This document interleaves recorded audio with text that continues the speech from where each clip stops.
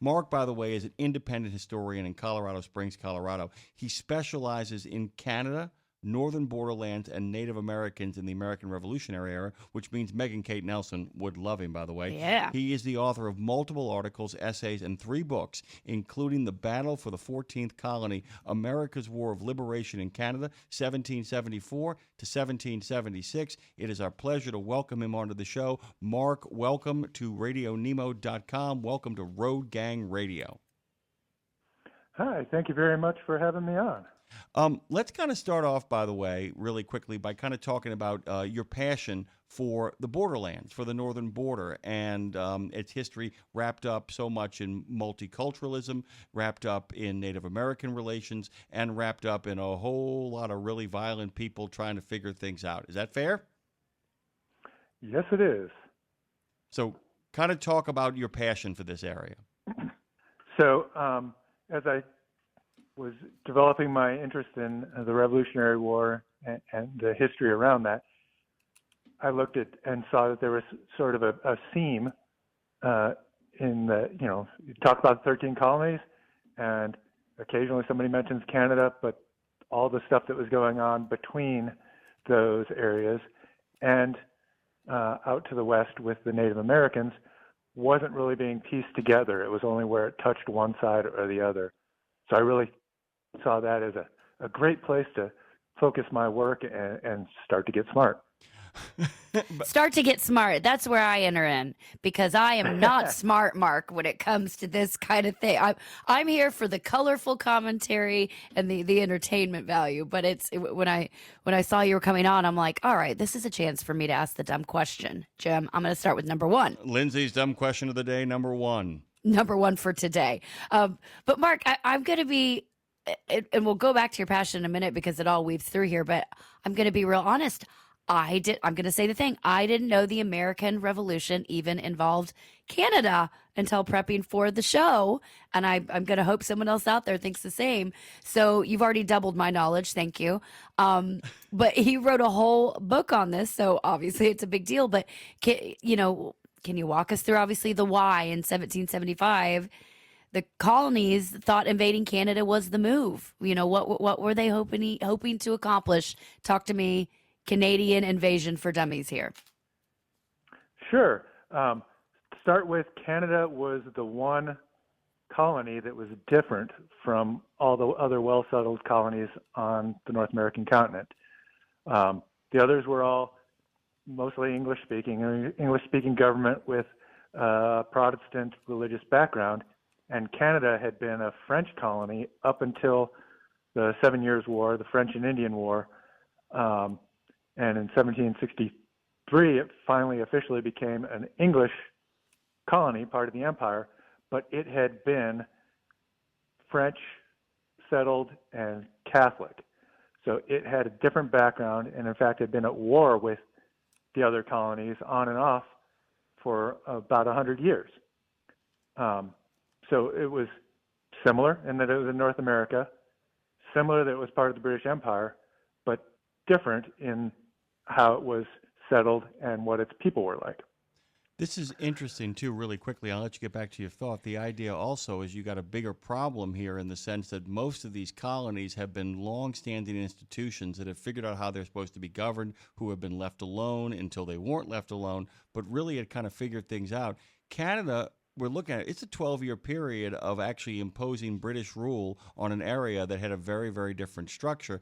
And second of all is that everybody south of Canada, Lindsay, was used to fighting people in Canada, so it wasn't that big of a leap to go back to fighting them again. Is that fair? Yes, there are a lot of people, as tensions started ratcheting up, that seemed the natural thing, primarily defensively. Well, was there a little bit of logic around maybe if we liberate them from British rule, they'll join the rebellion? Yes. There are two things there.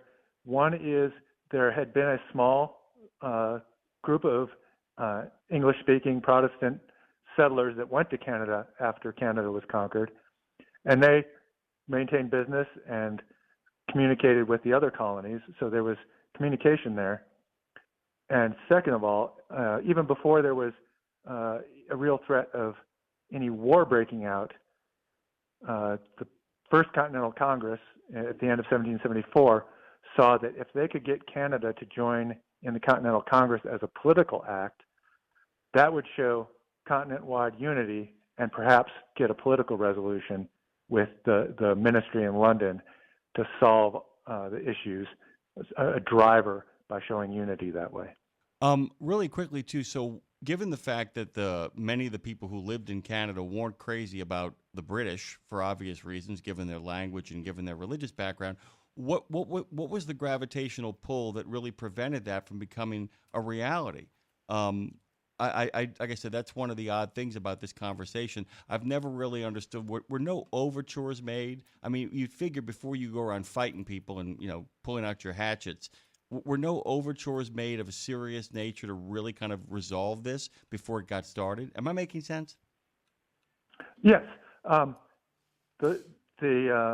political outreach that I talked with from the First Continental Congress started with a letter to the inhabitants of the province of Quebec, as it was called at the time. That was all of Canada that we're really talking about. And they invited, it was an explicit invitation to join the Congress and shared English understanding of rights. The Canadians, you mentioned earlier that they were just figuring out how to be part of the British Empire. In 1774, London issued the Quebec Act, which basically established a constitution where none had been for Canada. And that's where some of the tensions come in that it gave established rights or confirmed rights for landholders, the upper class, and the Catholic Church that helped create a defensive structure for the British support, while there were others that were less happy with the results of that act and saw some common spirit with the Americans to the south.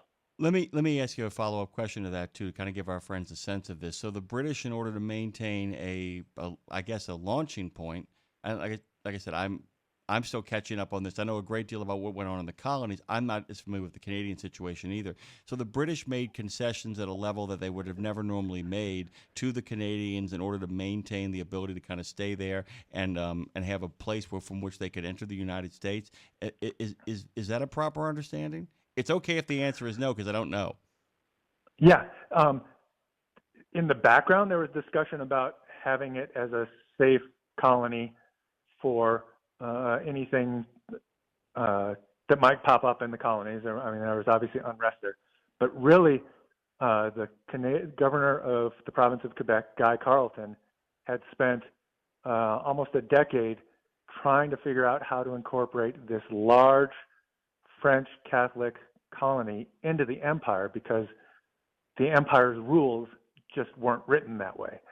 You could not hold an office if you were Catholic, as a starting point. And having a Catholic church just for that many people was not a thing. So Guy Carleton spearheaded this effort to create what was really an enlightened solution to the Canadian problem. But it just happened to come right as the Revolutionary War was getting ready to kick off, helped draw lines in the sand, and made it really look like it was in a way to oppress the colonies, punish them for the Boston Tea Party and their resistance. Just to kind of follow this up really quickly, I also want to let people know, if you're just joining us, Mark Anderson is joining us. He is an expert on the American Revolution, particularly as it revolves around Canada and Native American issues around Canada, and also, intergovernmental relations around that area. You can find his contributions in the 10 Key Campaigns of the American Revolution, where he writes about the 14th colony, the Quebec Campaign, the invasion of Canada by the Americans 1775 through 1776, and the battle for the 14th colony. And I want to go to the last book I mentioned, talk about why, the idea of the 14th colony. Is that the implication that had this played out differently, everything could have played out differently, that there was a 13th apostle, a 14th colony, the possibility of an alternative history? I don't mean playing those options through, but showing us where choices were made along the way that could have really turned what this continent is in regards to a nation. Is there a scenario in which this plays out, in which the Canadians are fully on board with us and we've got a whole bunch of other states in the Union? There's really straight out not much opportunity there as long as the British really wanted to hold Canada. There were certainly points where it seemed like Canada was going to fall into the hands of the other colonies, particularly after the invasion. But as long as the King and Parliament wanted to send a military force to reconquer Canada and hold Canada, the colonies just didn't have the strength to project their power that far north and provide sufficient opposition. There's lots of things going on in Canada that made it difficult to maintain local support, which would have been essential in a counterfactual situation. But it's not out of the realm of a possibility that could have happened. It's really what's happening in England that's going to drive the fate of Canada. And I'm also wondering too, from again the dumb perspective here, because before I look at all the history, my first inclination is to think, okay, was it just the colonies being like, north or south, Canada or Mexico, that we don't have to go over water for, like just almost looking where to go next? Because I'm wondering if there's something bigger at the time that made the colonies think they'd actually be welcomed there. Like, were they hoping to, team up? And you've talked about this a little bit, but actually team up with the French Canadians, or was it kind of just about picking the next quote unquote fight? Yes, it really was about trying to bring the French Canadians into Congress, and part of their confederacy at the time. This is playing out a year before the Declaration of Independence, which is an important consideration too.